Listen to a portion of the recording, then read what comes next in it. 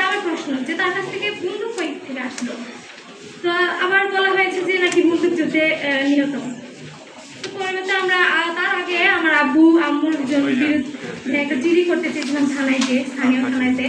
তো সেখানে এসে আমরা আসলে কিছু করতে পারিনি, আমাদের জিডিও তারা গ্রহণ করেনি, বরং উল্টে আমাদের আরো অপমান করার প্রতি তাড়িয়ে দেয়।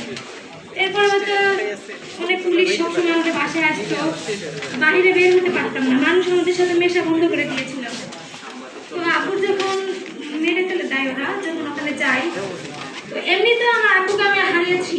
তো আমার আম্মুকে তো ছিল না পাশে, একাই আমার ভাই আছে একটা, থেকে 2.5 বছরের বড়। আমরা বড় মাদের কাছে ছিলাম, বড় আব্বুদের কাছে ছিলাম, অনেক দিন পাইনি।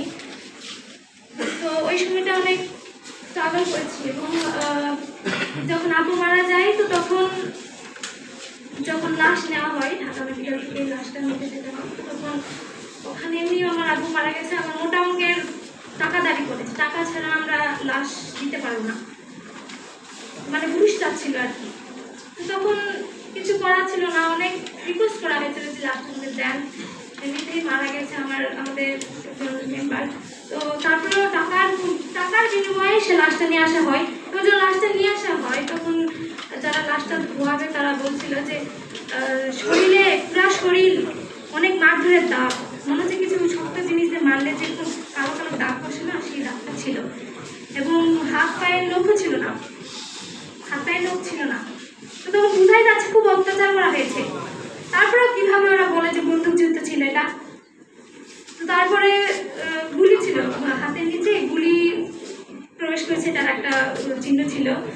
তো এবং স্থানীয় পুলিশেরাও বলে দিয়েছে যে আমরা না আসা পর্যন্ত লাশকে দাফন করা যাবে না, যদি দাফনও করা হয় তাহলে আমরা কবর থেকে উঠায় সে লাশকে আমরা দেখবো যে আসলেই সেই মানুষটার কিনা।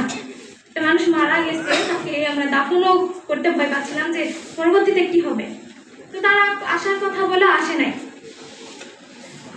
তারপরে ফজরের দিকে 9 তারিখে, এটা হচ্ছে জুন মাসে, 2016 সালের জুন মাসে 7 তারিখে আমরা খবর পাই। 8 তারিখে লাশ নিয়ে আসি, 9 তারিখ ফজরের সময় আমরা লাশটাকে দাফন করে দেই। তো তারপরে আম্মু আম্মুও বলছিল যে আম্মুর ভাষ্য অনুযায়ী যে আম্মুকে যখন ওরা নিয়ে যায়, ওরা রিমান্ডে নেয়, আর অনেক জিজ্ঞাসাবাদ করে যে জিতুর সাথে তোর সম্পর্ক কি, জিতুর সাথে তুই কী কী করেছিস। তো আমার পাড়া প্রতিবেশী এক ভাই ছিল, জিয়াউর রহমান জিতু নাম, ভাইয়া হয়, আব্বুর ভাস্তা হয়। তো আব্বু সেখানে কি করতো, ওই ভাইয়াকে অনেকদিন গুম করে রাখা হয়েছিল।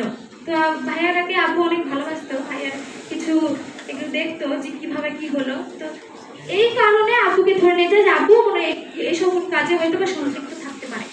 তা একটা সন্দেহবাজমূলকভাবে আমার আব্বুকে তুলে নেওয়া যাওয়া হলো এবং অনেক অত্যাচার করার পর মেরে ফেলা হলো। তারপরে আবার মিথ্যা মামলা দেওয়া হলো, আমার আম্মুকেও মিথ্যা মামলা দেয় এবং ওখানে অনেক অত্যাচার, অনেক খারাপ ব্যবহার করে।